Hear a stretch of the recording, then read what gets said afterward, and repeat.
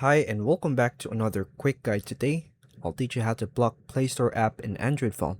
Blocking access to Google Play Store can help prevent unwanted app downloads and purchases on an Android phone.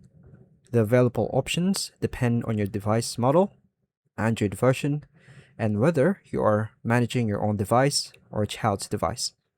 Follow the steps below to restrict access using Android's built-in app controls. To begin, unlock your Android phone and open the Settings app. Tap Apps or Apps and Notifications. Choose See All Apps if necessary. Find and tap Google Play Store from the list. Then tap the app info to view its settings. Select Disable if the option is available on your device. Confirm the action when prompted. If the Disable option isn't available, return to Settings. Open Digital Wellbeing and Parental Controls. Set up Focus Mode depending on your needs. Then test the Play Store to confirm the restriction is working as expected. Re-enable the Play Store later by returning to its app settings if you want to restore access.